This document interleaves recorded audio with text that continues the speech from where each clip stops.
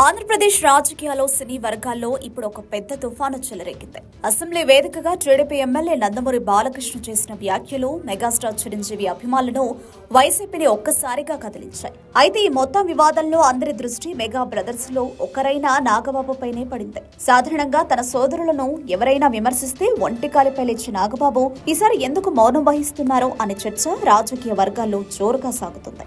అసెంబ్లీలో సినీ పరిశ్రమపై చర్చ సందర్భంగా బాలకృష్ణ చిరంజీవిని ఉద్దేశించి చేసిన సెటరికల్ వ్యాఖ్యలు తీవ్ర దుమారం రేపాయి. ఒకవైపు వైసీపీ ఈ పరిణామాల మీద పెద్ద ఎత్తున నిరసనలు చేస్తూ బాలయ్య మీద ఆగ్రహం వ్యక్తం చేస్తోంది. మరోవైపు అఖిల భారత చిరంజీవి అభిమాన సంఘం కూడా బాలకృష్ణ వైఖరిని తీవ్రంగా ఖండిస్తూ ప్రకటన విడుదల చేసింది. సోషల్ మీడియాలో మెగా అభిమానులు తమ ఆగ్రహాన్ని వెళ్లగక్కుతున్నారు. ఈ మొత్తం ఎపిసోడ్ తో అధికార కూటమి ఇబ్బందికర పరిస్థితిని ఎదుర్కొంటోంది.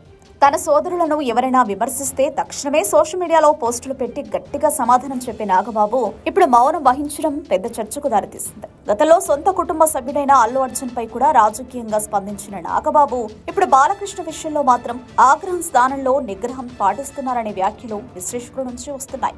దీని వెనక కారణాలు లేకపోలేదు. కూటమిలో భాగంగా జనసేనకు ఎమ్మెల్సీ పదవి దక్కడంతో కూటమి పార్టీలోని ఎమ్మెల్సీగా కాబోయే మంత్రిగాను ఆయనకున్న బాధ్యతలే ఈ మౌనానికి కారణంగా చెప్తున్నారు. బాలకృష్ణ వ్యాఖ్యలపై స్పందించడం కూటమి ఐక్యతకు భంగం కలిగించవచ్చని భావించి ఆయన ఆచితూచి వ్యవహరిస్తున్నారని తెలుస్తోంది. గతంలో బాలకృష్ణను ఉద్దేశించి పాతకాల నటుడు అంటూ తీవ్ర విమర్శలు చేసిన నాగబాబు ఇప్పుడు పొత్తు ధర్మాన్ని పాటిస్తున్నారని స్పష్టమవుతోంది. మంత్రి పదవి ఖాయమనే కథనాలు బలంగా వినిపిస్తున్న నేపథ్యంలో ఈ వివాదంపై స్పందించి ఎలాంటి రాజకీయ ఇబ్బందులు కొనిచ్చుకోవడానికి ఆయన ఇష్టపడడం లేదని తెలుస్తోంది. బాలకృష్ణ వ్యాఖ్యలను తప్పా ఒప్పా అని చెప్పకుండా కనీసం పరిస్థితిని సద్దుమణిగేలా చేయడానికి కూడా ఆయన ప్రయత్నించలేదు.